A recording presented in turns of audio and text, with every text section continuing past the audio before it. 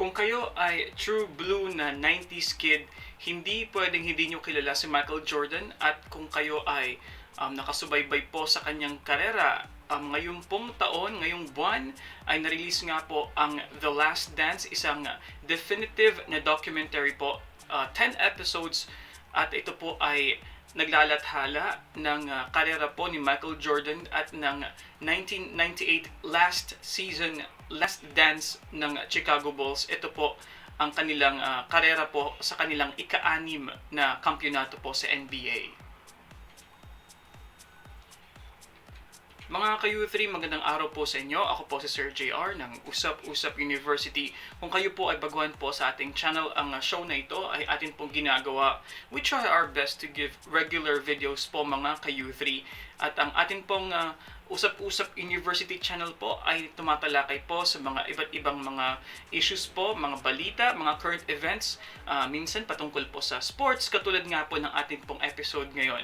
At sa atin pong special episode, akin pong ibibigay sa inyo yung mga basic na mga pwede nating makukuha at matutunan pa dito sa so far na 2 episodes ng The Last Dance. Ito po ang na-mention ko nga kanina na documentary series po ng ESPN patungkol po sa career ng Chicago Bulls. Ito po yung pinakahuling lang season dahil nagkaroon nga ng unfortunately malaking gulo within the management themselves and the coach and also the players.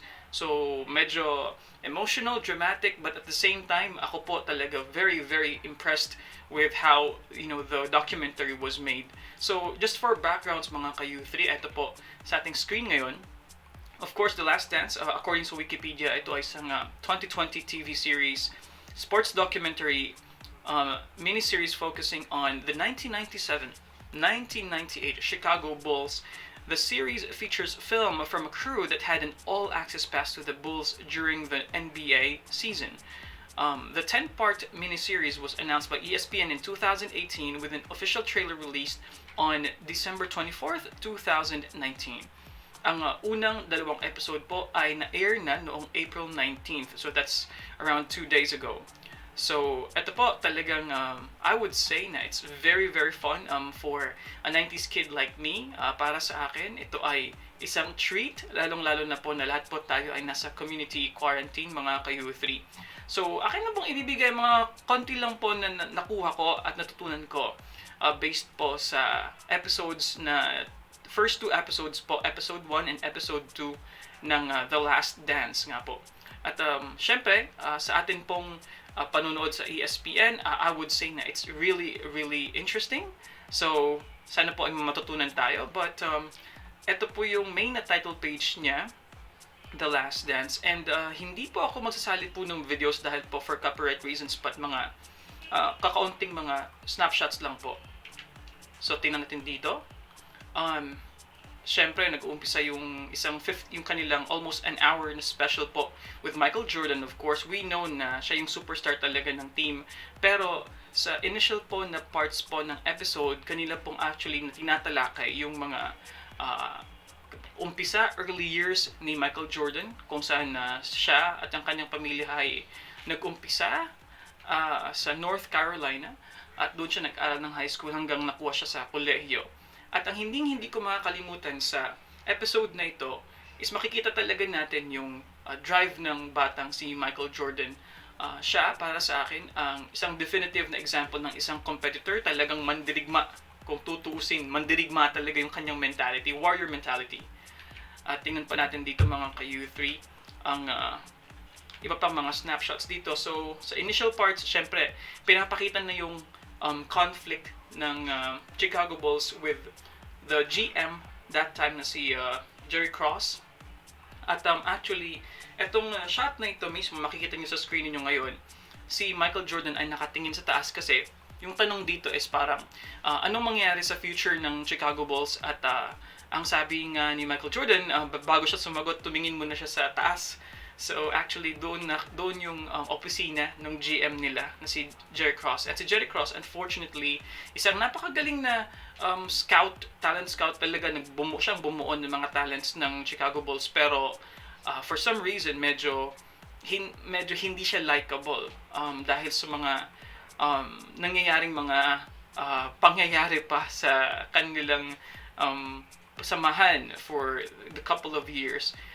Meron ding makikitang conflict between Jerry and Phil Jackson. Si Phil Jackson po, of course, yung coach po ng Chicago Bulls. At gusto ko pong i-feature syempre yung sinasabi dito na quote kay Jerry. Ito po si Jerry. Sabi niya kasi dito, he was quoted na, "Players and coaches don't win championships. Organizations win championships."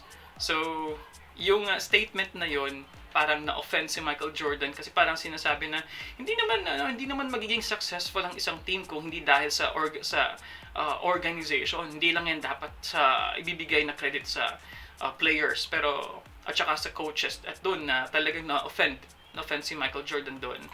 At well, for other shots here, ito nga si Jerry Cross, and sabi nga nila sa Twitter, probably one of the most hated men, sa mundo ngayon, dahil nga siya po ang bigay ng taning sa Chicago Bulls na magiging last season na nila yun, yung 1997-1998, at siya din ang nagbigay ng final na kontrata kay Phil Jackson para mag-coach sa team nga niya ng Michael Jordan, last na kontrata. And in the interview, sabi ni Phil Jackson doon na talagang hindi niya nagustuhan yung treatment sa kanya. Kasi parang pinapakita yata in some ways ni Jerry Cross na sino-strong arm niya yung buong team. At dahil siya yung GM, so parang I'm the GM, I can do whatever I want. Parang ganun yung kanyang naging management style. Okay. At dito pinapakita din syempre mga ka-youthing, mga early na mga laro ni Michael Jordan. At sa totoo lang po, very impressive. Ang iba pong mga video dito, mga archive talaga ng mga footage, ngayon lang po nila na-release po talaga. So naging parte din syempre dito si Michael Jordan ng national team. At ang isa sa mga hindi ko makakalimutan na sinabi ni Michael Jordan, at nung tinanong siya nung interviewer patungkol sa mga cocaine parties ng Chicago Bulls. At para sa akin, malaking epekto to sa akin dahil sinabi niya na hindi pala siya nagsusmoke, hindi pala siya umiinom that time nung siya ay player pa. At at one point, nung naging rookie siya, pumasok siya, I think 1985 kung hindi ako nagkakamali. At pagpasok niya sa team, so naka-close yung mga pintuan sa hotel. At nung kumatok siya kasi gusto niyang pumasok, sino yan? Sabi niya, si MJ, si Michael to. And pinapasok siya, si Mike. Okay, pinapasok siya. At nung pumasok siya, nagulat siya dahil yung mga other team na mga mates niya, mga players, ay iba't iba na ang ginagawa. Ang dami nilang ginagawa. Mostly may nagdodroga. Iba't iba ang kanilang mga tinitake. At according sa interview na yon, ang sabi ni Michael Jordan na ayaw niyang madali. Sabi niya kasi, iniisip niya kasi pag may pumasok na police, for sure makakasali siya. Hindi madaling i-explain sa mga police kung bakit hindi siya kasali. So natakot siya. So yun, para sa akin, it shows dedication and discipline. Ang kanilang industriya, ang professional gaming ay hindi po talaga madali. Ang professional basketball, kinakailangan ng mental toughness, at also kinakailangan mong pangalagaan yung katawan mo. At na-appreciate ko talaga yun when I was watching. Sabi ko na nakita ko yung disiplina niya. Dahil sa totoo lang, kung superstar ka ng isang team, pwede mo namang gawin ang gusto mo, di ba? Technically. Pero sa kanya, nangibabaw pa rin yung kanyang disiplina sa kanyang katawan at sa kanyang isip. So for me, it's a sign of psychological toughness in my opinion. So tingnan pa natin dito. Ito naman of course si Phil Jackson. So far, yung whole na series so far, sa episode na yon, pinakita yung kanilang 5 na rings nga ng kanilang championships. So they are on their way sa kanilang ika-6 at huling nga na pagsayaw, last dance. Yung second episode naman mga ka-UE3, it talks about how underpaid Pippen was. So ang problema kasi noon, he signed a 7-year contract, and hindi nga maganda yung terms ng kanyang kontrata. Pero that time kasi meron nga siyang financial na obligation, at parang kumbaga inako niya sa kanyang sarili na tulungan yung kanyang pamilya dahil malaki yung kanyang pamilya. At ikinuwento niya rin na yung kanyang papa ay nagkaroon ng stroke that time at kinakailangan nga ng financial talaga na tulong. Tapos yung kanya pang isa pang kapatid, kung di ako nagkakamali, ay nagkaroon ng injury sa isang wrestling match, kung di ako nagkakamali, if I remember correctly. At ang nangyari, sa kanilang pamamahay, dalawa ang paralisado. So kinakailangan niyang mag-sign kahit na mura. Masyadong mura po yung kanyang naging pasahod dahil nga sa kanilang kontrata na long term yung kanilang kinuha. So I think it's 30 plus in 7 years. Pagkatapos nun, nakikita mo talaga na pinakita dun sa episode, sa start pa lang ng episode 2, na siya ang number 2 na player talaga sa Bulls that time. Pero ang sweldo ni Tony Kukoc at iba pang mga players, mas malaki pa sa kanya dahil nga ang kanyang ginawa noong 1990, early 90s pa, kinuha niya na yung kanyang kontrata na long term. So, sa totoo lang, ang pwedeng sisihin doon yung kanyang agent talaga.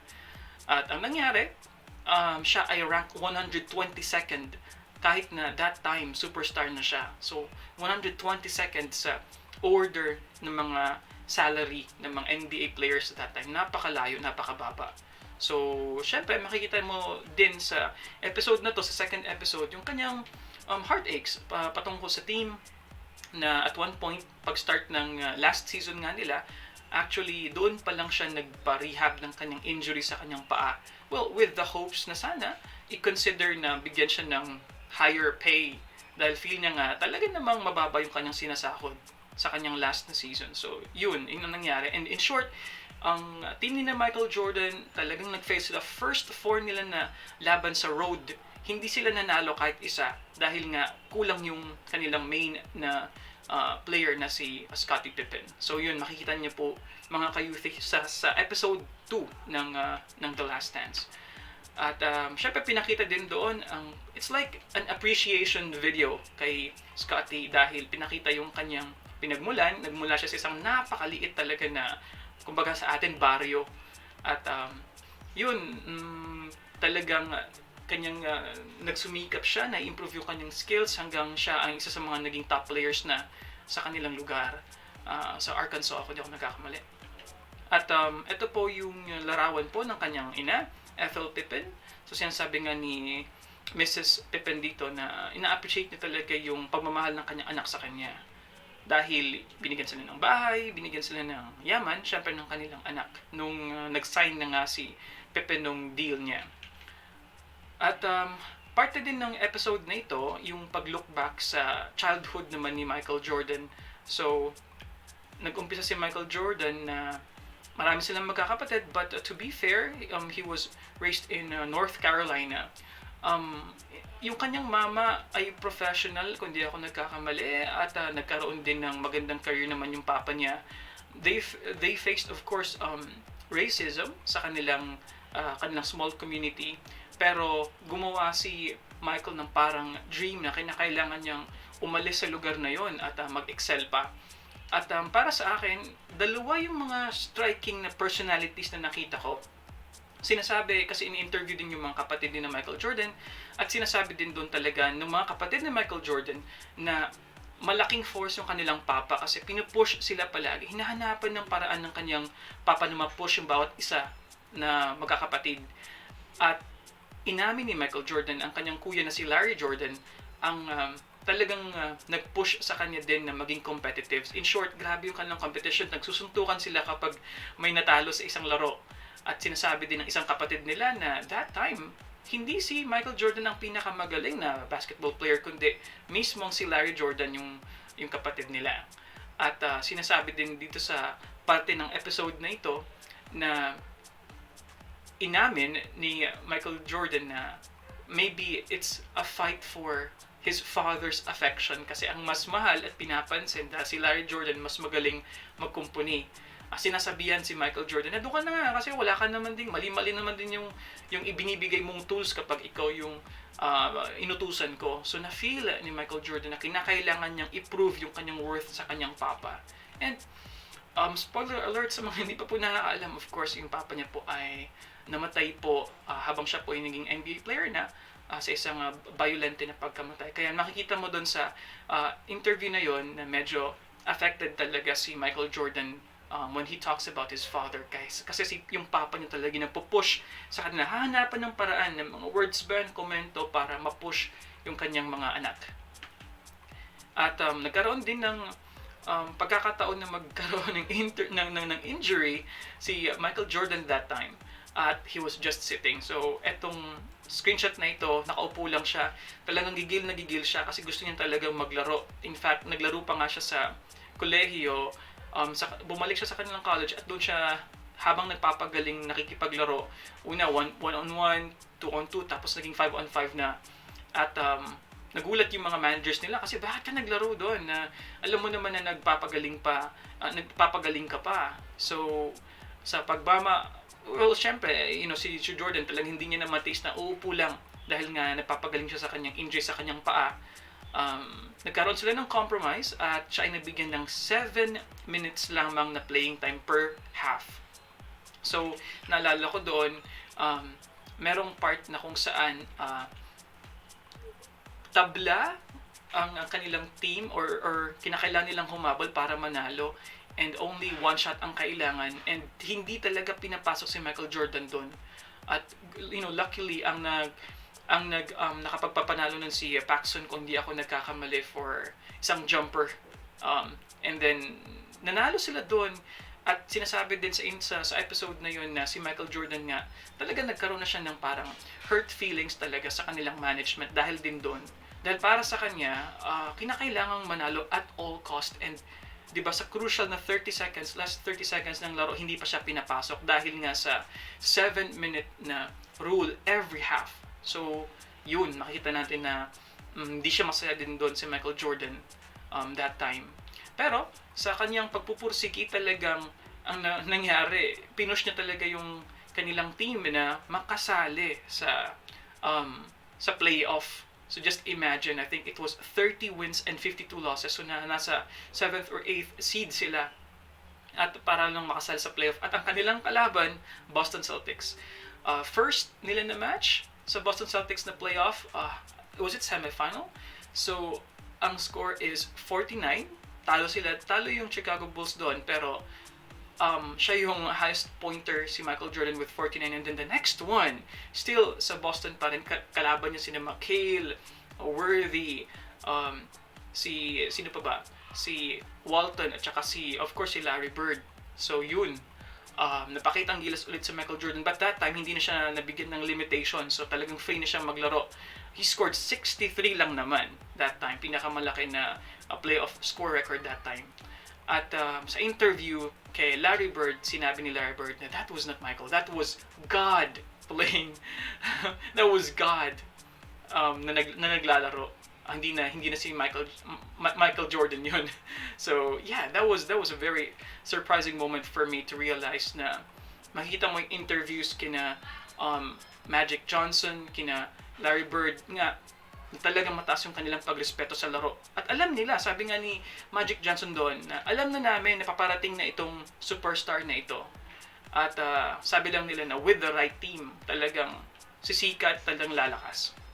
So, the episode ended sa, syempre, pagpamaniobra pa rin ng GM kasi na-feel nila na dahil natalo sila ng Boston that year, they decided to form a team around Michael Jordan. And with that, so pinasok nila si Scottie Pippen, yun na nga yung pagpasok ni Scottie Pippen doon. At kanilang itinrade si Oakley, si Cartwright yung kanilang pinasok for a taller player.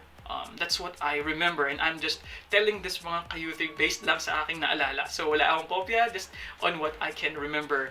Just a couple of hours watching the 2 episodes. So napakaganda po talaga. Sa totoo lang po, I'm sure you will appreciate it. Isa na malagbang ito sa pinaka magaganda na documentaries na nakita ko. I highly recommend. Sa America, it's every Sunday sa ESPN. At 10 episodes in total so far. Meron pang 8 episodes mga ka-UE3. So talagang nakaka-excite. Dahil siguro nasanay tayo sa Netflix kaya gusto nating mag-binge watch. But kada Sunday lamang yon. At sa next episode, marami pang mangyayari. So gusto kong malaman ang story ni Dennis Rodman, gusto kong malaman ang story pa ng iba pang mga members din ng team na yon, kay Steve Kerr, Tony Kukoc at iba pa. At syempre, bago tayo magtapos mga ka-U3, ang atin pong hashtag U3 question, napanood mo na ba ang Last Dance? Ano ang masasabi mo rito? Ano ang natutunan mong bago patungkol sa last season ni na Michael Jordan sa Bulls? Okay. So katulad po ng sinabi ko, ito po ang series na ito ay talagang made and dedicated sa lahat ng mga 90s kids. Ako, I was a young boy that time nung pinapanood ko si Michael sa cable pa yon mga ka-U3. So, pinapanood namin yan, nakikinood kami sa cable, and I still actually could vividly remember what happened during the last season, especially yung championship po ni Michael Jordan. So, that was a very, very good moment in sports history. Of course, a very historic night, very historic series. Kaya mga ka-U3, comment lang po kayo anong hindi nyo makakalimutan kung nakapanood na kayo ng Last Dance. Ano yung mga hindi ko na-mention sa aking short na recap. So, mabilisan kong recap dahil more than 2 hours yung series na yon.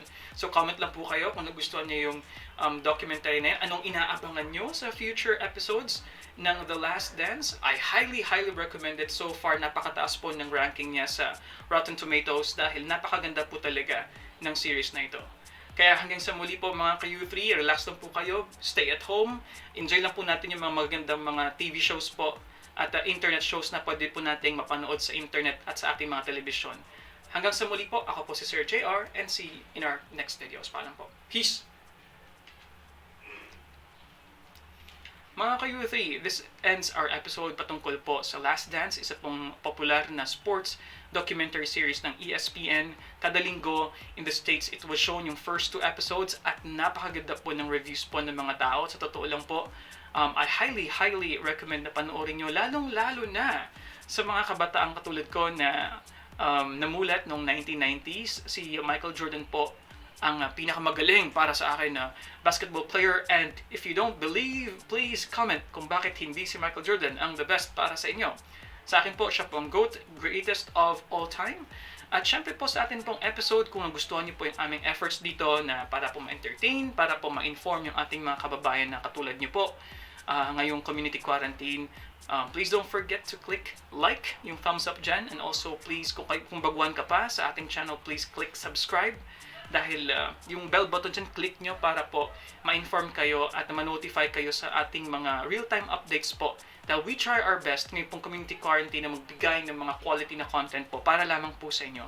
Hanggang sa muli po, ako po si Sir JR, and see you on our next videos. Paalam po. Peace! Mabuhay ang Pilipinas at mabuhay si Michael Jordan!